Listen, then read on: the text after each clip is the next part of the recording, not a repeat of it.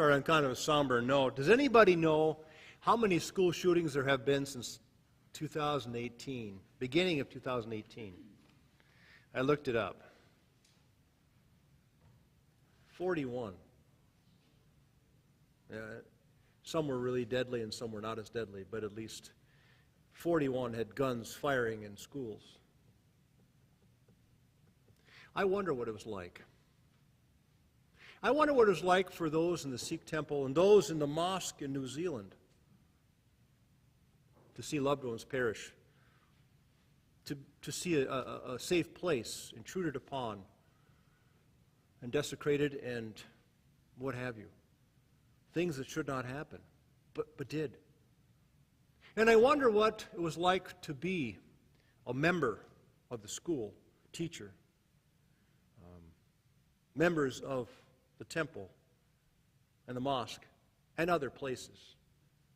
What was it like? What was it like for them to go back to teaching, to being students, to preaching, to being members in a congregation? I draw some parallels between Jesus in this story here, who was told by the Pharisees. And by the way, one commentator had said, maybe the Pharisees were in on it with Herod. Maybe Herod was using the Pharisees to quietly get Jesus out of the way in a nonviolent way so that Herod could save face. Jesus left on his own. So the Pharisees trumped up this, saying that Herod was out to kill him. You better leave now. Well, you see Jesus' response. Tell that fox, I'm not leaving. In other words, you can't tell me when my mission is done. In examples before this, in stories before this, we see that Jesus is single-minded in his mission. He's baptized. He goes to the desert. Satan is trying to push him off his destiny, trying to push him off his mission to save the world, to heal the world. And he will not be deterred.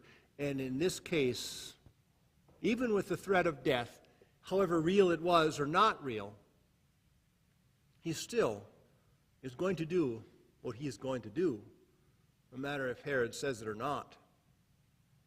I mean, after all, what kind of a leader would put a stop to someone healing and casting out demons in his country? That doesn't make any sense to me. Who does that? Well, we've heard that Herod is not a very nice man, was not very kind. He did his share of killing people, his people, when it necessitated, when he thought it was to his best interest. And now he can't stand the fact that he's more beloved than Jesus is. Well, maybe if you showed more compassion and were more just and merciful, you wouldn't have that problem. But so it is. We have Herod doing things, whether he's on the rampage or getting his lackeys to do his work for him. We looked at the stained glass windows last Sunday for the young family event. I took the kids in here, and I'm looking at the stained glass. I'm thinking, okay, what is he doing here? I would imagine Garden of Gethsemane, right? Even in the midst of everything that's going on with the threat of his death in Jerusalem, he's praying. He's asking for guidance. He's asking for strength. He takes time out of his busy day to connect with God in a meaningful kind of fashion. And here we have, I imagine, was that the road to Emmaus? He'd risen from the dead, and now he's talking with a couple of people and a stranger, and yet he's continuing his journey. And here we have Jesus knocking on the door. Jesus knocking on the door. Jesus knocking on our door. Continuing to do so. Trying to be the hen that gathers the flock around him, whether they accept it or not, whether we accept it or not. We have Jesus, the shepherd. Those who are maybe helpless, hopeless, and needing a lot of direction. Kids, those second-class citizens that should be seen and not heard and maybe not even seen in that culture. And I guess even in this culture early on, and my parents never said that to me, but I know that there were some that said, in church, you better be quiet and not be heard at all. Play quietly.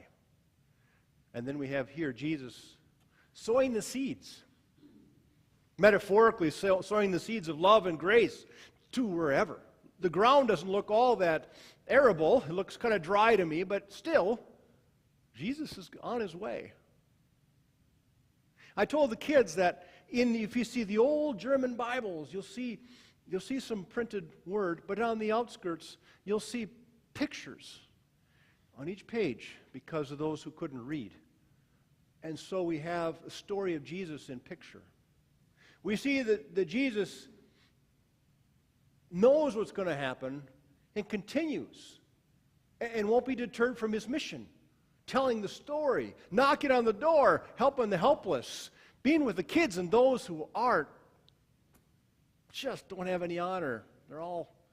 And then sowing the seeds, no matter if it's good ground or bad ground or what have you. Jesus will not be deterred.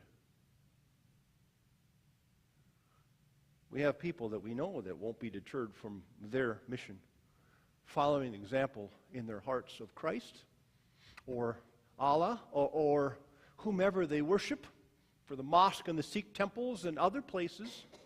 In the schools, they have a greater good that they're trying to accomplish. And no matter how hard some people try to push them off and make life miserable for them, they still continue. Altruistically at times. You think of those kids who go to the Peace Corps, those people who go to the Peace Corps in troubled places.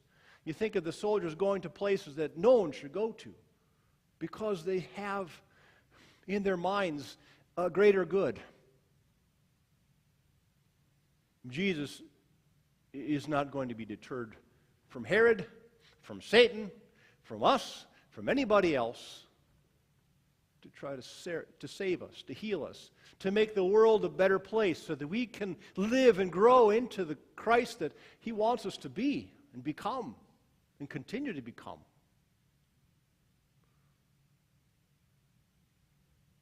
And people thought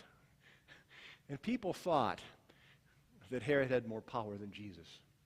They warned Jesus, Herod is this great power. Be afraid. Be very afraid. And change your life because of this power that could crush you militarily and take your life. They don't realize the power of Christ trumped everything that Herod was. That Christ's power is greater than anything we can come up with. 2,000 years later, we're still believing in this Christ, the Son of God who gives us life. And we see glimpses of that every day in our lives, too, if we pay attention to them. No, Jesus has his time frame. He has his mission. And his mission involves us in a meaningful way. Whether we're helpless, second-class citizens, whether we're lost, whether we need to be poked and prodded, whether we need prayer. Jesus will not be deterred from his mission, which is for us. Amen.